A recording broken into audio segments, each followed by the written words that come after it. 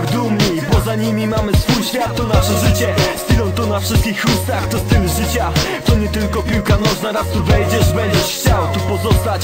To coś więcej, spójrzcie na mecz co sobotę, to reprezentowanie tego klubu z honorem. Poświęcamy rodziny, ta studia i naukę. Nie jedna dziewczyna dawno poszła w odstawkę. Stylonowski styl ubioru, ty weź to skumaj, bo każdy ma na sobie niebiesko-biały casual. Tak, tutaj się żyje od meczu do meczu, od Staszica po Manhattan i na Warty Brzegu. Nic innego się nie liczy, to dla nas wszystko. W każdym elemencie stylon po prostu tak wyszło. Nie szachy, nie siatka, lecz w niebiesko-białych barwach. Każdy tym żyje, wraca szale pięści gardła, gardła, gardła.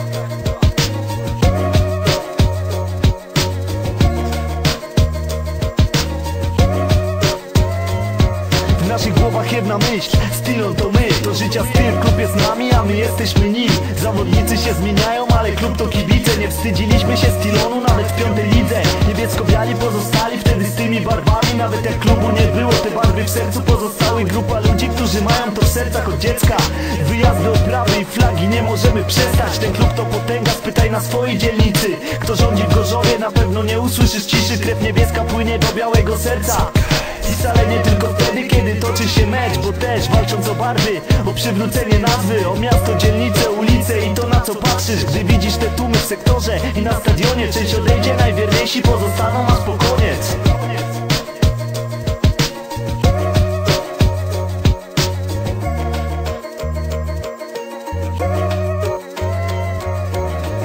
Każdy, kto nie jest kibicem od święta dla laika, musi paść teraz początkowa puenta. Bo dla nas stylon to nie tylko mecze i wyjazdy, na które się gotuje cały czas, chyba każdy, ej. Bo stylonowcy żyją ciągle z barwami. Jedni zajarani malują flagę farbami, drudzy szykują nowe z dodatkiem eskiszale. Inni cisną napinaczy, czytaj królów miejskich szaleta. Przywiązanie panuje na każdym polu, bo wielu z nas odda ostatni hajs dla stylonu. Stoimy dzielnie u boku klubu wyrośnięci, stojąc naprzeciwko straszy jak na wyrok śmierci.